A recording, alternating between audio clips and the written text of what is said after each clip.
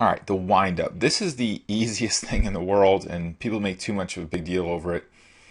Once you got down what happens in velocity mechanics, here's the windup. I'll show you Johnson and Clemens. All the windup becomes is a step into. You're going to see something very, very simple from these guys. So let's take a look. Let's watch how Randy Johnson starts. Notice where Randy Johnson's head is already in front of the rubber here. Okay?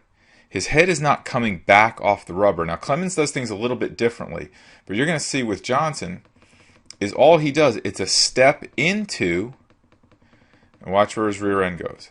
A step into that same power angle that we saw in the last video. That same angle that we see.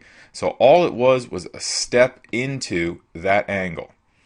Head doesn't go behind the rubber, step into direct line to home plate power angle. Same thing with Roger Clemens. Takes a little bit of bigger step, but step right into that power angle. You don't see that from high school, college pitchers, even youth pitchers. You see a lot of moving and turning and twisting. You don't see that from those guys. Step right into that power angle. See it right here. Every time the same. Okay? Johnson, watch him one more time. I don't spend a lot of time with this with my pitchers because it's just not, it's such a non-teach. And there's your power angle again. Very, very simple. Same thing every single time.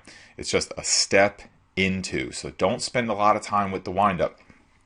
Here's the other thing.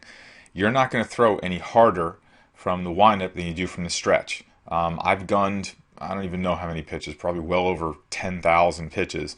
Wind up in the stretch, same velocity. You feel like you're doing a little bit more from the windup, but I promise you there will be nothing that will end up on the radar gun. And more importantly, you can screw up more things in the windup. So make sure you don't fall into that trap of thinking that you throw harder from the windup. You just don't. You probably take away and more things go wrong in the windup than you would expect. So real simple windup mechanics.